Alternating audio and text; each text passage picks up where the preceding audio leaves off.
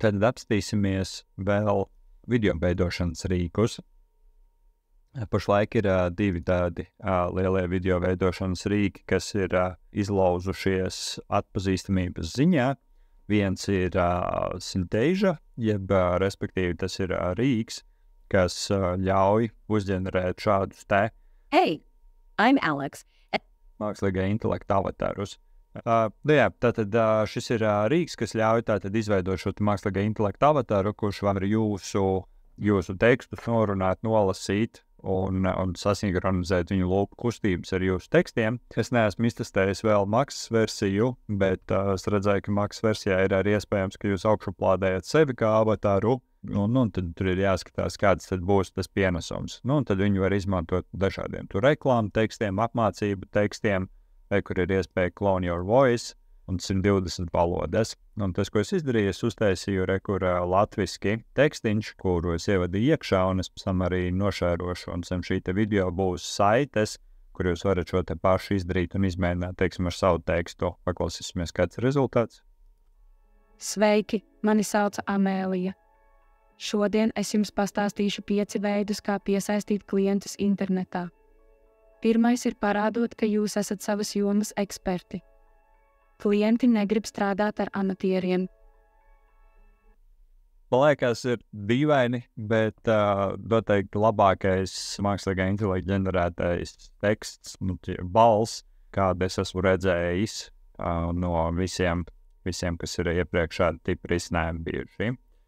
Tad tas ir atkal kaut kas, ar ko jūs varat paspēlēties, un varbūt tas ir, ja jums pašiem negribās līst kameras priekšā, tad tas varētu būt veids, kā, ja jūs gribat taisīt, teiksim, to pašu reklāmu saturu vai sociālo mēdīju saturu, kas ir video formātā, tad jūs varat izmantot šādus te mākslīgā intelekta ģenerētus personāžus, lai, teiksim, lielā apjomā uztaisītu saturu par savu tēmu, kur jūs varat saģenerēt ar mākslīgo intelektu, pieņemsim tos pašus skriptus, un tad sapumpēt viņus iekšā šī pašā Synthesia un saģenerēt saturu, kur jūs varat sapublicēt pēc tam tajos pašos TikTokos, YouTube'os vai Instagramos vai citur. Un ir pietiekoši daudz, tas gan ir vairāk, protams, Amerikā pierādījumi, kur džeki ir uzaudzējuši lielus kanālus, šādā te veidā taisot saturu, kas ir mākslīgā intelekta norunāts, un tad uzģenerējot bildes pa virsmu ar to pašu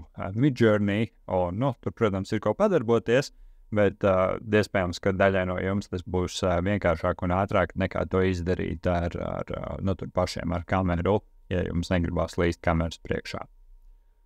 Un otrs rīks, ko es gribēju parādīt, ir Runway ML, kas ir populārākais rīks, jeb jaudīgākais rīks pašlaik tieši video izveidē, kur gan no bildes, gan no teksta var uzģenerēt video. Un tas, ko mēs izdarīsim, mēs uzģenerēsim mazu video no bildes, kuru mēs, teiksim, te iepriekš esam izveidojuši. Paņemsim šo te, teiksim, šito bildi, kas ir tātad 3. bilde. Uzģenerēsim tulītās viņu pilnā izmērā, lejuplādēsim datorā. Tad šo te rīku Runway arī var izmantot tātad, ja piereģistrējās kaut kādas tur sekundes, var uzģenerēt bez maksas. Te var redzēt, ka viņam ir arī daudzi citi, sākot ar tutoriāļiem un beidzot ar daudziem citiem rīkiem mākslīgā intelekta, ko jūs varat izmantot gan bilžu apstrādē, gan video izvērtēji. Un, ja jūs tā kā nopietni domājat izmantot šo te mākslīgā intelekta rīku satura taisīšanai, tad jūs varat šo te izmantot. Te kur ir tātad 3 opcijas. Jūs varat izmantot bildu un aprakstu, bildi vai tikai tekstu. Mēs izmantosim pašlaik tikai bildi. Uzspiežam upload file. Paņemsim šo te bildi, ko mēs esam tikko kā lejuplādējuši, un uzspiedīsim generate. Pastīsimies, ko tad viņš mums uzģenerēs. Grūti spriest, cik tas būs ilgi, bet uzgaidīsim sekundīti.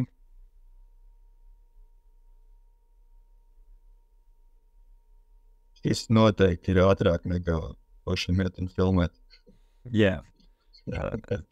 Protams, jāatliec, kāds tas rezultāts būs, bet tas ir labs sākums. Noteikti. Jā.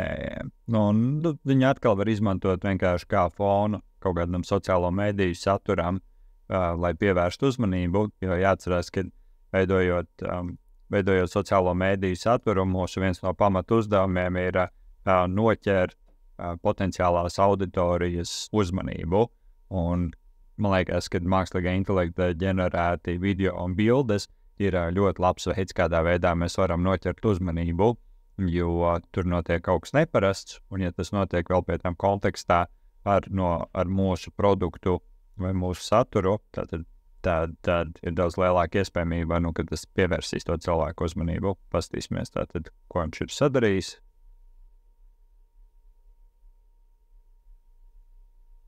Viņš ir tātad iztēlojies, kas notiek, ka piezūmo šo te floating cilvēku tuvumā. Tad mums ir opcijas padalīties ar šo te lejuplādēt, kā arī mēs varam pielikt vēl 4 sekundes klāt šim te konkrētajam video un padarīt jau viņu 8 sekundes garu. To mēs arī izdarīsim un tās paskatīsimies, kas notiks tālāk. Un tad tur tā otra opcija bija bilde plus teksts, ka jūs varat augšuplādēt bildi un nevis viņš pats izdomā, kāda ir nākamā darbība, kas varētu no šīs te bildes augšuplādētās notikt, bet jūs viņam iedodat norādījumus par to, kas ir tā nākamā darbība, kas varētu notikt. Es vakardien paspēlējos, un es nezinu, vai es varēšu atrast savu vakardienas meistarojumu, un tur nekas labs nesanāca no bildes plus teksta. Bet kā jau ar visiem mākslīgā intelekta rīkiem, tur ir eksperimentēšanas un darbošanās jautājums, jo ir skaidrs, ka ir jāiemācās, kā viņam pareizi uzdot jautājumus, kāds bildes vislabāk strādā, jānoskatās tutorials, un vienkārši gribēju parādīt, ka tas ir iespējams un iedrošināt jūs izmantot šos te rīkus. 8 sekundes.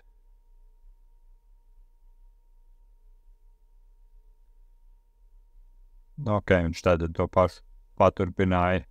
Izskatās, ka tam astronautam nav labi. Tas ir, tātad par šiem te mākslīgā intelekta pašlaik aktuālajiem video ģenerēšanas rīkiem, kurus jūs varat izmantot savu satura radīšanā.